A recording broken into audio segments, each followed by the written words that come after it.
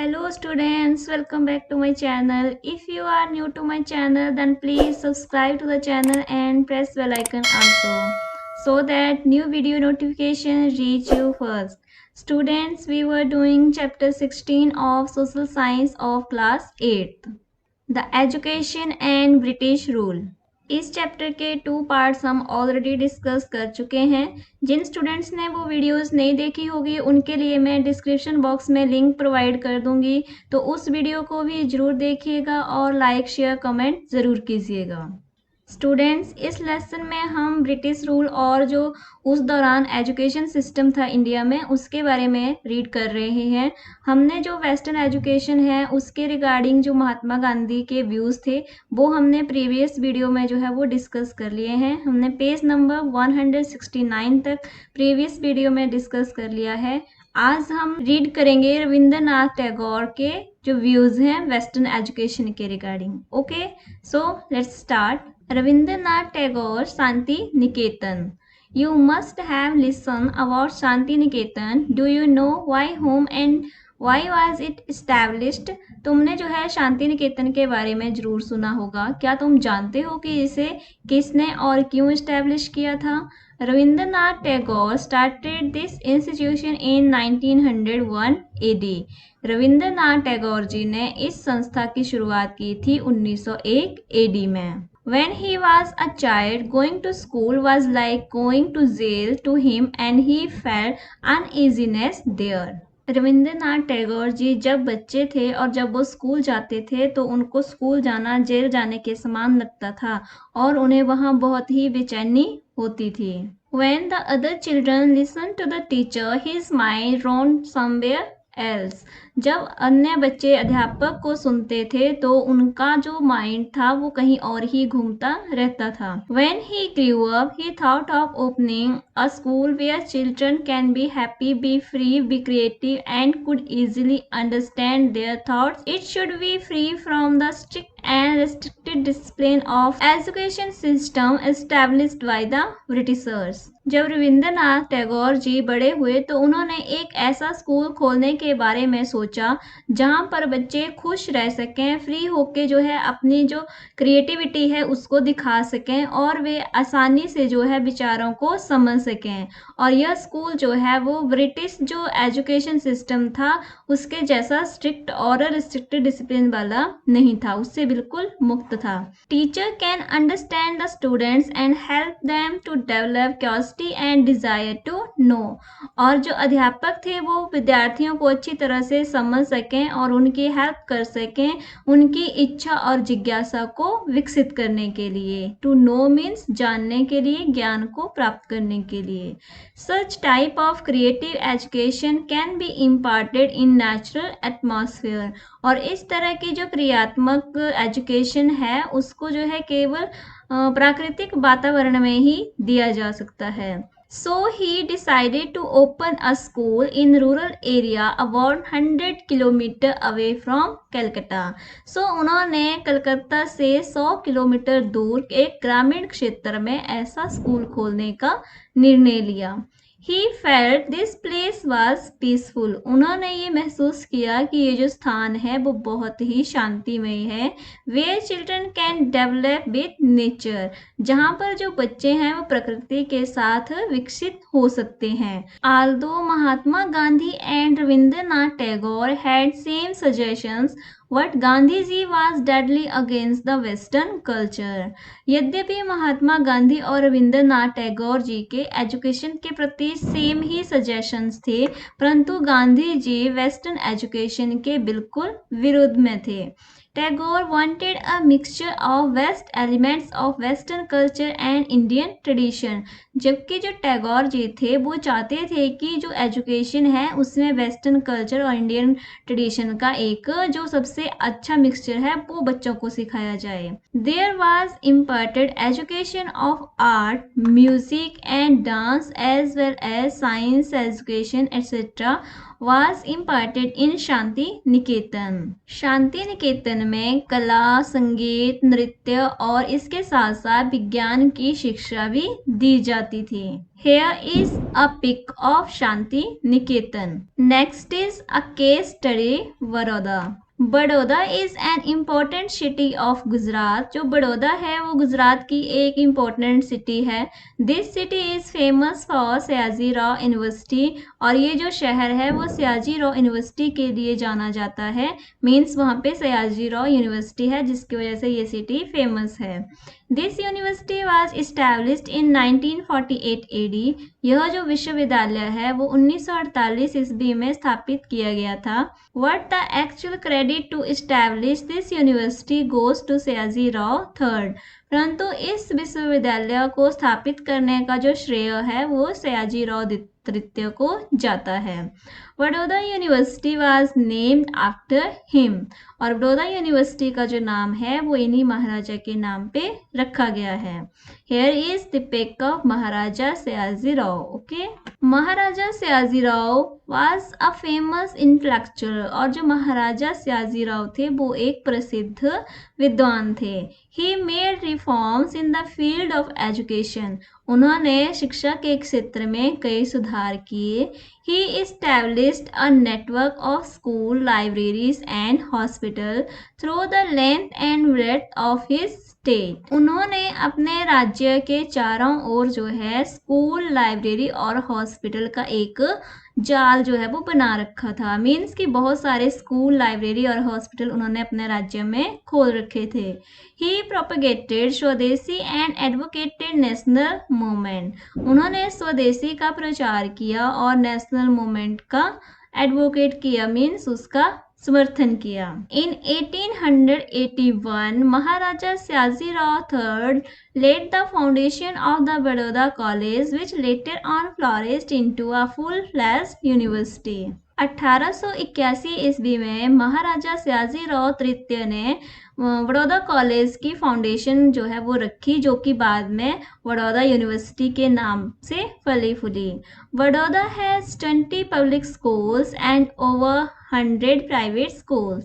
बड़ौदा में 20 public schools और 100 से ज़्यादा जो है वो निजी स्कूल्स हैं। All attach to Maharaja Sayaji Rao university. और सभी जो स्कूल्स हैं वो महाराजा सयाजी राव यूनिवर्सिटी से अटैच्ड हैं। This is the only university in Gujarat in which education imparted in English medium. और यही एकमात्र यूनिवर्सिटी है गुजरात में जहाँ पर की जो शिक्षा है वो अंग्रेजी माध्यम में दी जाती है।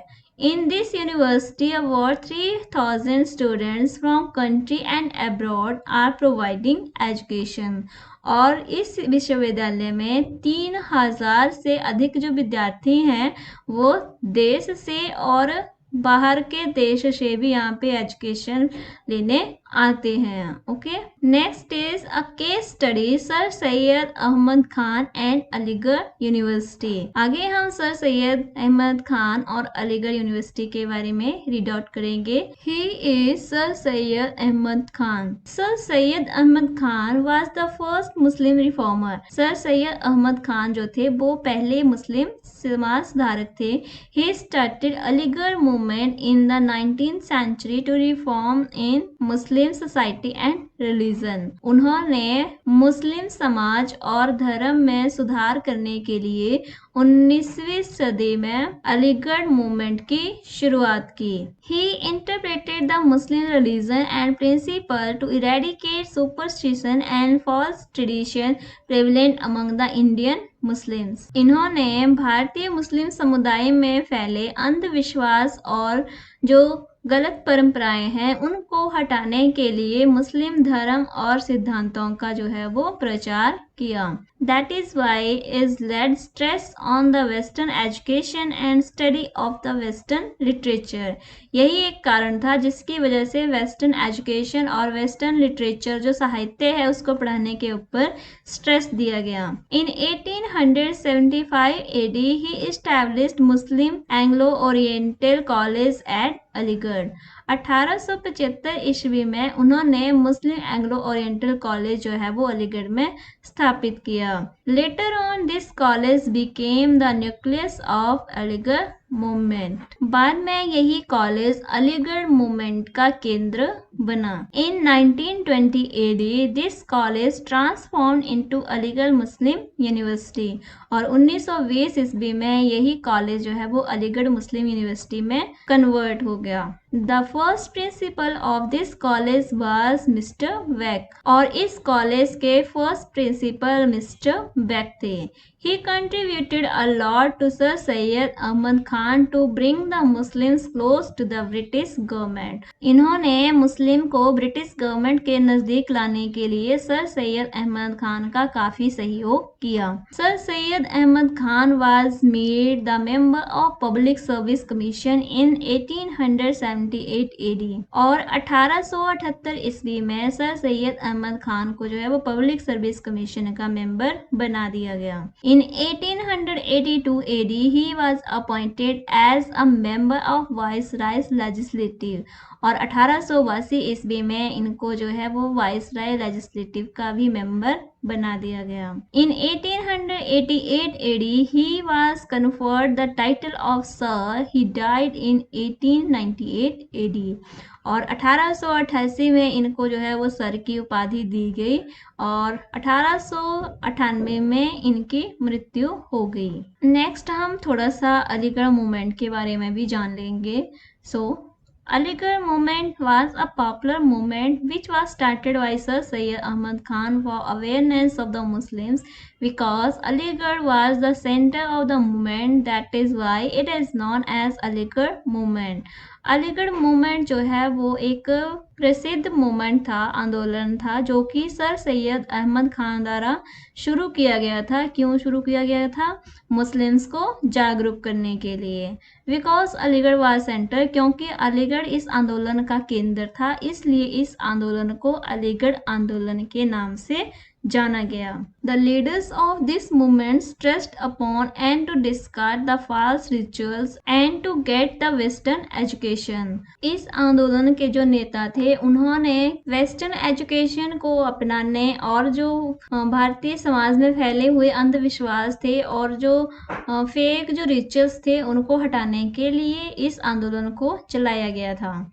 The founder of this movement, Sir Syed Ahmad Khan, was in favor of British rule, और जो इस आंदोलन के जो फाउंडर थे सर सैयद अहमद खान, वो ब्रिटिश रूल के फेवर में थे, उनके पक्ष में थे। So that by getting facilities the Muslim interest would be safe. इसलिए उनका मानना था कि यदि उनको फैसिलिटीज मिलती हैं तो जो मुस्लिम्स के जो हित हैं उनको बचाया जा सकता है। Okay, here is a pic of Aligarh university. Aligarh is an important city of Uttar Pradesh. जो अलीगढ़ है वो उत्तर प्रदेश का एक महत्वपूर्ण शहर है। Here in Syed 1920 AD Aligarh Muslim university was founded, और यहीं पर 1920 ईस्वी में अलीगढ़ मुस्लिम यूनिवर्सिटी का जो है वो निर्माण किया गया था। Leaders like Hidayatullah Khan and sir Ahmad Khan thought that for all round development of the Muslims, Western education and literature are necessary. Hidayatullah Khan और सर सैयद अहमद खान जैसे नेताओं का यह विचार था, यह सोच थी कि मुस्लिमों के विकास के लिए, उनके चहुमुखी विकास के लिए पश्चिमी शिक्षा और साहित्य जो है वो बहुत ज़रूरी हैं। So under the guidance of Sir Syed Ahmad Khan in 1875 AD, Hidayatullah Khan founded the Muhammadan Anglo-Oriental College at Aligarh. इसीलिए 1875 AD में सर सैयद अहमद खान की गाइडेंस में हिदायतुल्लाह खान ने मुहम्मदन एंग्लो ओरिएंटल कॉलेज की स्थापना की अलीगढ़ में। Gradually this college developed into Aligarh Muslim university by 1920 AD, और धीरे धीरे यह कॉलेज जो है वो अलीगढ़ मुस्लिम यूनिवर्सिटी में तब्दील हो गया 1920 तक। The first chancellor of this university was Sultan Jahan Begum, और इस विश्वविद्यालय के जो फर्स्ट चांसलर थे वो थे Sultan Jahan Begum. Gradually this university progressed and many medical and engineering colleges were established by it.